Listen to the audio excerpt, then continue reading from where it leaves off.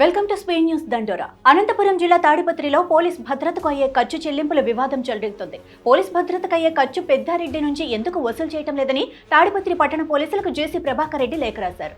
పోలీసులు కేతిరెడ్డి పెద్దారెడ్డి నుంచి చలానా రూపంలో ఎటువంటి డబ్బులు కట్టించుకోలేదన్నారు. ముఖ్యమంత్రి స్థాయిలో కేతిరెడ్డికి పోలీసులు బందోబస్తును కల్పిస్తూ అనవసరంగా ప్రజాధనం దుర్వినియోగం చేస్తున్నారని జేసీ ఆరోపించారు. కాగా పెద్దిరెడ్డికి బందోబస్తు కావాలని కోరుకుంటే ఆయనకు బందోబస్తుకు తగిన నగదు కట్టించుకోవాలని జేసీ ప్రభాకర్ రెడ్డి ఆ లేఖలో రాసుకొచ్చారు. విజయవాడలోని కొత్త రాజరాజేశ్వరిపేటలో డయేరియా కేసులు రోజురోజుకు పెరుగుతుండటం తీవ్ర ఆందోళనకు గురిచేస్తోంది. గత కొన్ని రోజుల నుంచి ఈ వ్యాధి కేసులు క్రమంగా పెరుగుతూనే ఉన్నాయి. ప్రస్తుతం బాధితుల సంఖ్య 350 దాటింది. అయితే గత రాత్రి మరో 15 మంది డయేరియా లక్షణాలతో ఆసుపత్రిలో చేరినట్లు తెలుస్తోంది. వీరిలో కొంతమంది పరిస్థితి విషమంగా ఉండటంతో వారిని వెంటనే ప్రభుత్వ దవాఖానాకు తరలించారు. ఇంటింటికి మంచినీటి క్యాన్లను అధికారులు పంపిణీ చేస్తున్నారు. ప్రతి ఇంటికి శానిటైజేషన్ కిట్లను అందజేస్తున్నారు.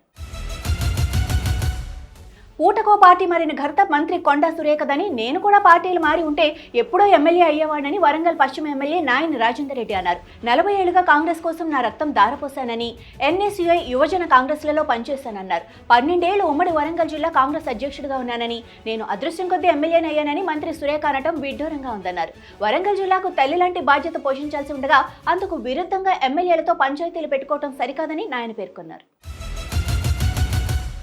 జూబ్లీహిల్స్ ఉప ఎన్నికల్లో గెలిపే లక్ష్యంగా అన్ని రాజకీయ పార్టీలు వ్యూహాత్మకంగా అడుగులు వేస్తున్నాయి. ఈ ఉప ఎన్నికల్లో గెలిస్తే ఆ ప్రభావం మరికొద్ది రోజుల్లో జరగనున్న స్థానిక సంస్థల ఎన్నికలపై, మరీ ముఖ్యంగా జీహెచ్ఎంసీ ఎన్నికలపై ఉంటుందని ఇప్పటికే ఆయా పార్టీల అధినేతలంతా భావిస్తున్నారు. అయితే ఉప ఎన్నికల్లో గెలిచి జూబ్లీహిల్స్ లో తమ ప్రాబల్యం ఏమాత్రం తగ్గలేదని, మిగిలిన పార్టీలకు బలమైన సంకేతాలు అందించేందుకు బీఆర్ఎస్ కార్యనిర్వాహక అధ్యక్షుడు కేటీఆర్ రంగంలోకి దిగారు. ఆ క్రమంలో అసెంబ్లీ నియోజకవర్గంలోని డివిజన్ల వారీగా నేతలతో ఆయన సమావేశమవుతున్నారు.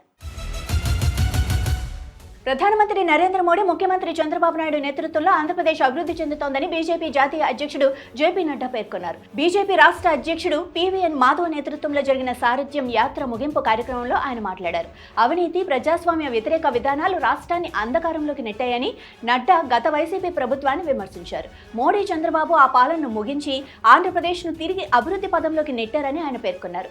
14 ఓడరేవులను అభివృద్ధి చేస్తున్న సాగరమాల ప్రాజెక్టును ప్రస్తావించారు. తెలంగాణలో ప్రైవేట్ కాలేజీల బంద్పై ప్రతిష్టంభన కొనసాగుతోంది. ప్రభుత్వంతో జరిపిన చర్చలు అసంపూర్తిగా ముగియటంతో నేటి నుంచి ఇచ్చిన బంద్ పిలుపుపై యాజమాన్యాలు యూటర్న్ తీసుకున్నాయన్న చర్చ నడుస్తోంది.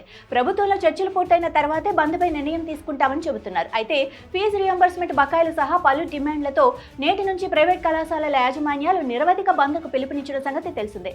ఈ క్రమంలో ఆదివారం అర్ధరాత్రి దాకా ప్రైవేట్ కాలేజీల యాజమాన్యాల తరపున ప్రతినిధులతో మంత్రి భట్టి, అధికార వర్గాలు చర్చలు జరిపాయి.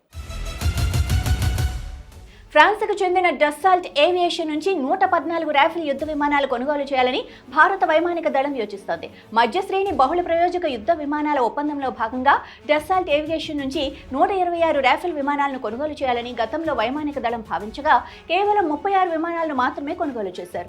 ఇప్పుడు తాజాగా అదే సంస్థ నుంచి 114 విమానాల కొనుగోలుకు సిద్ధపడింది. ఈ ప్రతిపాదనకు రక్షణ మంత్రిత్వ శాఖ ఆమోదం తెలపాల్సి ఉంది. వివిధ విభాగాల నుంచి అత్యవసర అనుమతులు పొంది డస్సాల్ట్తో చర్చలు ప్రారంభించాలని వైమానిక దళం సూచించింది. పశ్చిమ బెంగాల్, అస్సాం సహా ఈశాన్య భారతదేశంలోని పలు రాష్ట్రాల్లో ఆదివారం భూకంపం సంభవించింది. రిక్టర్ స్కేలుపై 5.8 తీవ్రత నమోదైనట్లు అధికారులు తెలిపారు. మణిపూర్, అరుణాచల్ ప్రదేశ్ తదితర ప్రాంతాల్లోనూ ప్రకంపనలు సంభవించడంతో ప్రజలు నివాసాలు, దుకాణాలు, కార్యాలయాల నుంచి బయటకు పరుగులు తీశారు. ఆదివారం సాయంత్రం 4:41 సంభవించిన భూకంప తీవ్రతతో ఎలాంటి ప్రాణ, ఆస్తి నష్టం జరిగినట్లు తక్షణ నివేదిక లేదని సంబంధిత అధికారులు తెలిపారు. పశ్చిమ బెంగాల్లోని సిరిగురి, జస్సైగురి, డయార్స్, అలిపుర్దువార్, కూచ్ బెహర్ తదితర ప్రాంతాల్లో భూమి కంపించింది.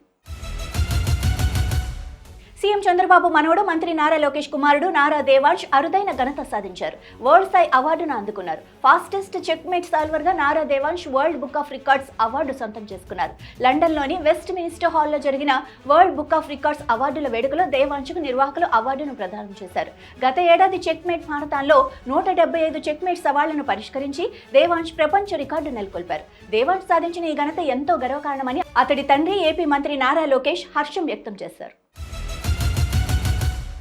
బంగాళాఖాతంలో అల్పపీడనం కారణంగా తెలంగాణలో 2 రోజులుగా వర్షాలు దంచుకొడుతున్నాయి. ఆదివారం రాత్రి హైదరాబాద్ సహా రాష్ట్రంలోని పలు జిల్లాల్లో భారీ వర్షం కురిసింది. సిద్దిపేట జిల్లా నారాయణపేటలో 25 సెంటీమీటర్ల వర్షపాతం నమోదు కాగా, రంగారెడ్డి జిల్లా అబ్దుల్పూర్ మెట్ ప్రాంతంలో 13 సెంటీమీటర్ల వర్షం కురిసింది. హైదరాబాద్ పరిధిలోనూ 13 సెంటీమీటర్ల వర్షపాతం నమోదైంది. ఈ నెల 18వ తేదీ వరకు రాష్ట్రంలోని పలు జిల్లాలకు హైదరాబాద్ వాతావరణ శాఖ ఎల్లో అలర్ట్ జారీ చేసింది. భారత్తో మ్యాచ్కు ముందు తాము ఎవరినైనా ఓడిస్తామని గొప్పలు చెప్పుకున్న పాక్ కెప్టెన్ సల్మాన్ ఆఘా ఓటమి తర్వాత కనీసం ప్రెజెంటేషన్లో మాట్లాడేందుకు కూడా రాలేదు. ఓటమి బాధలో ఉన్న అతడు నేరుగా డ్రెస్సింగ్ రూమ్కు వెళ్లిపోయాడు. ఇది అందరినీ ఆశ్చర్యానికి గురిచేసింది. మ్యాచ్ అనంతరం ఇరు జట్ల కెప్టెన్స్ పోస్ట్ మ్యాచ్ ప్రెజెంటేషన్లో పాల్గొనడం సాంప్రదాయం. కానీ పాక్ కెప్టెన్ దారుణ ఓటమిని జీర్ణించుకోలేక పోస్ట్ మ్యాచ్ ప్రెజెంటేషన్కు డుమ్మా కొట్టాడు. ప్రెజెంటేషన్కు డుమ్మా కొట్టి డ్రెస్సింగ్ రూమ్లో దాక్కున్నాడు అంటూ ఫ్యాన్స్ కామెంట్స్ చేస్తున్నారు. ఇవి ఇప్పటివరకు ఉన్న స్క్రీన్ న్యూస్ తండోరా. చూస్తూనే ఉండండి అభినవ్ భారత్.